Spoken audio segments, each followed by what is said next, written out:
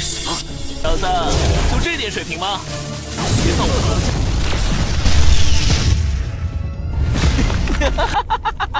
！يا اهلا بالانيمويه. وقفنا المره اللي فاتت بعد ما كوارتز استخدمت قوتها لفتح البوابه وبعدها سيطرت على لو هاو، وعلشان ما يموتش انتهى بيه الامر بانه استخدم طاقه التنين الذهبي. وفي الجزء ده هنعرف ايه هي خطه كوارتز وليه عملت كل ده. ولكن قبل ما نبدا ما تنساش تصلي على النبي عليه افضل الصلاه والسلام، وكمان تعمل لنا لايك الفيديو ده واشتراك في القناه علشان يوصلك كل جاي. ويلا بينا نبدا في حكايتنا النهارده. بعد ما لو هاو فقد كل قوته بيسال كوارتز هي مين وبتعمل كده ليه. كوارتز بتشرح لنا هي مين بالتفصيل. كوارتز بتقول له انها من جناح الاباطره الثلاثه، وبتشرح له ان خارج العالم في قوه تانية اقوى من هنا بكتير، والعظماء خارج العالم بيطلقوا على نفسهم المتحكمين، والمتحكمين دول كانوا عايزين يسيطروا على العالم البشري في العصور القديمه، وكوارتز كانت من ضمن المتحكمين دول. وبعد ما نزل المتحكمين الارض وحكموا على البشر بكل وحشيه وادوا الى خسائر ضخمه، كوارتز كانت من مجموعه سان هوانج اللي ما قدروش يسمحوا للمتحكمين ان هم يقضوا على عالم البشر. علشان كده قرروا ان هم ينضموا للبشر ويساعدوهم ضد المتحكمين، ومن ضمنهم كانت كوارتز. القتال كان قوي جدا بين سان هوانج والمتحكمين، لكنه انتهى بطرد المتحكمين من عالم البشر. ولكن بعد خروج المتحكمين رجع البشر بتعليمهم وتدريبهم على فنون القتال السماويه، وكانوا اقوياء جدا. على العكس كان اجداد كوارتز قوتهم ضعفت، وبدا وقتهم قتل البشر لعشيره سان هوانج ومطاردتهم. كوارتز اللي رفضتها السماء وخارج العالم بسبب انقلابهم على المتحكمين، وكمان البشر رفضوهم وقتلوهم رغم انهم وقفوا جنبهم وساعدوهم. علشان كده كوارتز دلوقتي قررت تنتقم من البشر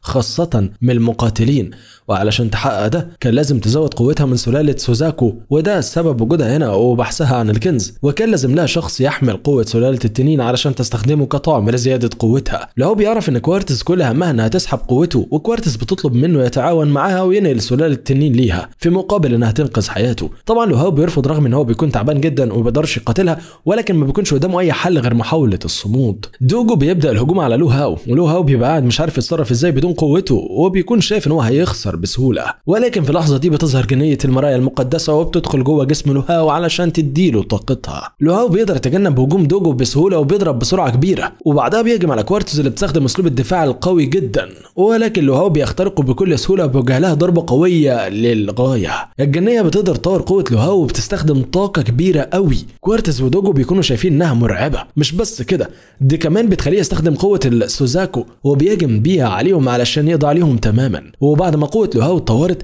الجنية بتسمح له يستخدم جسمه مرة تانية وبتمشي هي علشان تنام. وبسبب قوة الجنية المكان بيبدأ في الانهيار، ولو هاو قبل ما يخرج بياخد أحجار الطاقة، ولكن قبل ما يمشي بيلاقي دوجو بيطلب منه يساعدهم في الخروج، وده لان كوارتز فقدت كل قوتها. تاني يوم بنشوف كوارتز ودوجو بيشكروا لو هاو لانه انقذهم رغم انهم كانوا عايزين يقتلوه، ولو هاو بيقول لها ان دوجو ساعده في انقاذ الساحره الصغيره وعلشان كده هو بيرد له المساعده مش اكتر. كوارتز بتقرر ترد له الجميل ده هي كمان، وبتسلمه خريطه لكنز تاني مليانه كثير نادره، وكمان بتسلمه كتاب فيه اهم تمارين عشيره سان هونج. بكده تكون مغامره لو هاو في صحراء البحر الفضي انتهت، واخيرا بيرجع العشيره من جديد. وقبل ما يقابل العجوز الشيانج بيسمعه وهو بيتكلم عن المسابقه السنويه للطوائف، بيدخل بسرعه علشان يعرف تفاصيل اكتر، وبيعرف من العجوز الشيانج ان مسابقه الطوائف السته على وشك البدايه، وبيطلب منه ينضم هو موفي فان. وبيعرف كمان ان طائفه تاين فونج ما فيهاش غير 10 تلاميذ بس، ولازم كل طائفه يوصل منها عدد للنهائيات، وعلشان كده هما الاثنين هيشتركوا. لو هاو بيبقى شايفها منافسه سهله وبيكون واثق ان هو هيكسب هو وموفي فان.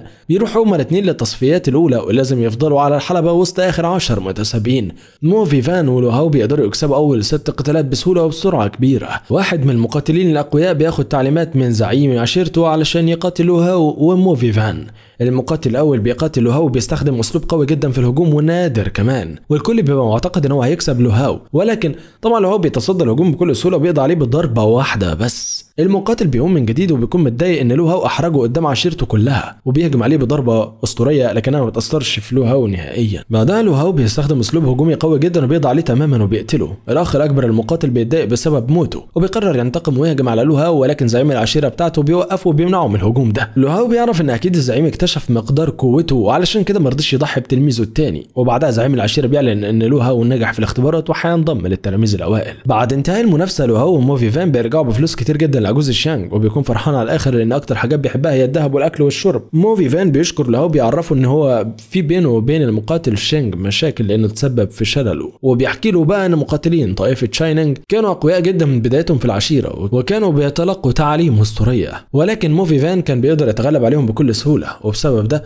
قائد الطائفه قرر يطرد موفي فان من الطائفه، لان باقي التلاميذ كانوا من نفس سلالته، وكان واضح الفرق بين موفي فان وبينهم، وعلشان كده قرر يبعده. ومش بس كده، ده كمان حاول يقتله. لهاو بيقول ان هو ينتقم له من قائد الطائفه كمان، بس لما تجيله الفرصه. بالليل لهاو بيروح الكهف المخصص بتاعه علشان يختبر قوته ويستخدم الكنز اللي لقاه. في البدايه بيفشل في تشغيل الطاقه لانه محتاج طاقه نبض النار، ولكنه بيكتشف ان دي الطاقه اللي حصل عليها من قتاله مع كوارتز، وبيستخدمها وبينجح. واخيرا بيحصل على طاقة الكنز كلها، وبيبدأ يطور طاقته بشكل كبير جدا لدرجة انه بيوصل لمستوى التاسع من مستوى التنين الذهبي. تاني يوم لهاو بيلاقي شخص ما بينادي عليه وبيقول له ان سرق تعاليم التنين من طائفته، وهو هنا علشان ينتقم منه ويقتله. لهاو بيخرج علشان يشوف مين ده، وبيلاقيه ابن المقاتل لو سيوكشي، وبيلاقيه بيتحداه يخرج معاه ويقاتله عند الجبل. لهاو بيعرف ان الأسرة دي هي اللي قتلت أسرته، وكان مستني اللحظة دي من زمان علشان ينتقم. الاتنين بيروحوا للجبل، وهناك المقاتل بيعرف هوية لهاو الحقيقية، وبيعرف ان لهاو كان من نفس العشيرة بتاعته قبل ما يخونوه ويطردوه خارجها. لهاو بيتفاجأ بقوة الخصم لدرجة اننا اول مرة نشوف شخص بيقدر يوجه ضربة قوية للهاو وبيجيبه بيها على الارض. لهاو بيبقى مش عايز يظهر قوة التنين، ولكنه بيتفاجأ ان خصمه اخرجها وطورها كمان. علشان كده لهاو ما بيفضلش مخبي قوته كتير، وبيقوم يصد هجوم خصمه بكل سهولة. خصم لهاو بيبقى متفاجئ ان لهاو قدر يصد هجومه بكل سهولة، ولهاو بيوضح له ان هو مش عايز يستخدم قوة التنين ضده. الخصم بيبقى خايف ومش عارف ازاي لهاو قدر يطور طاقة التنين دي كلها، ولكن لهاو بيعرفه انه اصلا من سلالة التنين الذهبي مش مجرد تعليم. في النهاية لهاو بيوجه ضربة قوية جدا لخصمه وبيقضي عليه بعد ما وراه قوة التنين الحقيقية. الشاب بيفضل يترجى لهاو ما يقتلوش، وبيقول له ان هو لو قتل عيلته مش هتسيبه. لهاو بيعرفه ان هو ما كانش هيقتله لانه ذكي وقدر يعرف هويته الحقيقية، ولكن بيبقى محضر له حاجة تانية، وبيخرج جزء من محلول خده من الساحرة الصغيرة وبيجبر الخصم ان هو يشربه. لهاو بيرجع العشيرة وبيقابل تشونج وبيوريه الاكسير اللي صنعه، وتشونج بيعرف ان لهاو درب نفسه بقى مقاتل كيميائي كمان.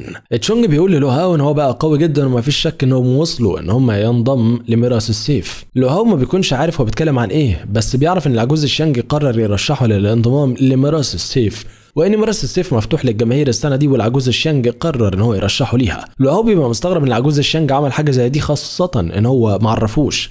لهاو بيرجع لعجوز الشانج وبيلاقيه بيستخدم طاقه غريبه مع موفي فان، وبيعرفه ان هو استخدم تقنيه محرمه وهي ديانج ازيانجو، بتكون تقنيه خطيره جدا وانه بيحاول يحجمها. لهاو ما بيعرفش يتصرف ازاي، ولكن موفي فان بيخرج عن السيطره وبيهجم على عجوز الشانج، ولهاو بيكون لازم يتصرف وبيفكر انه يستخدم طاقه قويه جدا علشان يوقفه، ولكن الجنيه بتظهر وبتطلب منه يستخدم طاقه التنين وما بيستخدمش طاقته الجديده. فعلا لهاو بيستخدم طاقته علشان يسيطر على موفي فان وبينجح في خطته.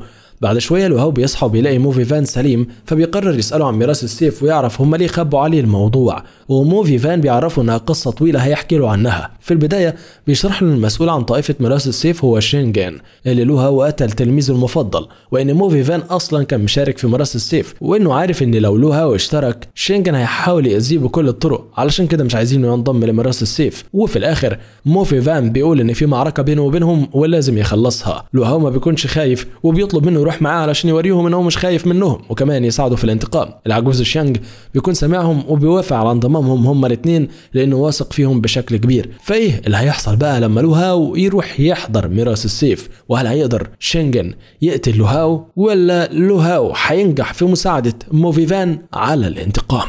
ده بالظبط اللي هنعرفه في الجزء اللي جاي من حكاية لهاو. تأكد من تفعيل زر الإشعارات والاشتراك في القناة عشان يوصلك كل الأجزاء اللي جاية، وكمان توصلك كل الأنميات الجامدة جدا اللي هتنزل خلال الفترة اللي جاية. سلام.